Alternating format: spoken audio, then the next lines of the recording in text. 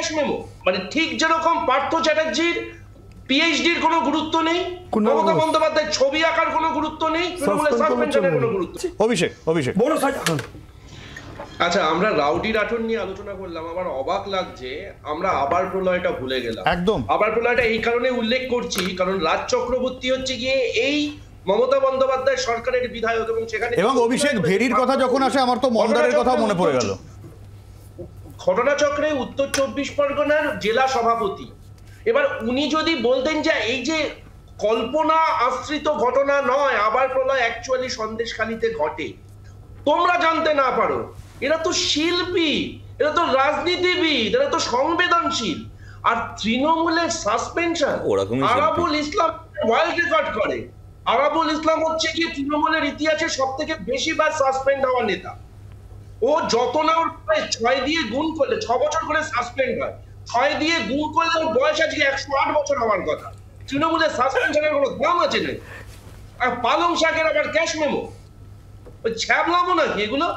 তৃণমূলের সাসপেনশনকে কেউ গুরুত্ব দেয় না।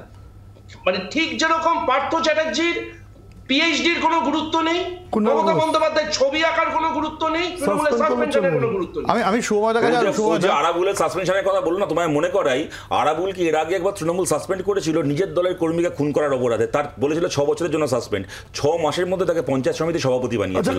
এই হচ্ছে বেহায়া তৃণমূল। কুণাল ঘোষের কি অবস্থা? আমি আসবো, আমি শুভময়দা এই যে বক্তব্যগুলো উঠে আসছে, সন্দেশখালী থেকে যে বক্তব্যগুলো বেরিয়ে আসছে এই গ্রেফতারির পর, কোথাও গিয়ে মনে হচ্ছে না এটা পশ্চিমবঙ্গ? মুখ্যমন্ত্রী মমতা বন্দ্যোপাধ্যায় যেখানে মহিলাদের ক্ষমতায়ন নিয়ে যেখানে তৃণমূল কংগ্রেসের এত সোচ্চার হওয়া, সংসদে সোচ্চার হওয়া, সেইখানে এই সব ঘটনা, এ তো মানে এই বাংলায় হয়, এটা তো বিশ্বাস করাও কঠিন। না দেখুন, একদম রাজনীতিতে শাসকের পাঠ্য বই থেকে আনা কয়েকটা আমরা দেখতে পাচ্ছি। শাসক যখন মানুষের ভোটে জিতে এবং তারপর মানুষের কথা ভুলে যায়, তখন এই ঘটনাই ঘটে। তবে রবির সন্ধ্যেবেলা তো শতরূপ সাদাত হাসান মান্টুর কথা বলেছে, আমি সেই সঙ্গে একটু বুদ্ধিজীবীদের কথায় আসবার। দুজন বুদ্ধিজীবী, সাদাত হাসান মান্টু আর তারপর সাগরিকা ঘোষ, যিনি তৃণমূলের হয়ে দাঁড়াবেন। সাদাত হাসান মান্টু আমাদের স্বাধীন হওয়ার পর পাকিস্তানে চলে গিয়ে জাতীয়তাবাদী অনেকটা হয়ে, ফলে সেই সমস্যা কিন্তু একটা ছিল বুদ্ধিজীবীদের দল পাল্টানো। আর সাগরিকা ঘোষ, যিনি আজকে তৃণমূলের হয়ে রাজ্যসভায় যাবেন, 12 সালের একটা লেখা যদি পরে চমকে বলছেন বাংলার যে অবস্থা, তাতে বাংলার প্রতিটি মানুষ নাকি পরিচারক পরিচারিকা হয়ে কাজ করতে চলে যাবে অন্য। আসলে বাঙালির প্রতি এত যাদের সম্মান, যিনি বলেছিলেন নাকি তার সবচেয়ে বড় দুঃখ পশ্চিমবঙ্গে 150 বছর পরেও আর একটা রবীন্দ্রনাথ জন্মায়নি। মানে উনি ভাবছেন বছর বছর একটা করে রবীন্দ্রনাথ আসবে। তা সেই যে সাংবাদিক, তাদের কাছে তাহলে প্রশ্ন থাকবে, তারা তো নাগরিক সমাজের অংশ, যে একটু পশ্চিমবঙ্গে এসে দেখবেন 2012 থেকে 2024 পর্যন্ত আপনার স্বাধীন পশ্চিমবঙ্গের কতটা পরিবর্তন হয়েছে।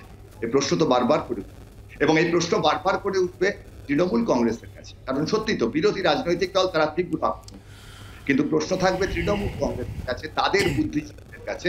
আমরা না হয় রাজনৈতিক বিশ্লেষক হিসেবে মোটামুটি সব দল সামলে সাজিয়ে কথা বলার চেষ্টা করি, কিন্তু তৃণমূলকে ভালোবাসেন যে বুদ্ধিজীবীরা, তারা নীতিগ্রাম সিংদুরের সঙ্গে এই সন্দেশখালীর তুলনাটা কিভাবে টানবেন, সেই প্রশ্নটা আসবে।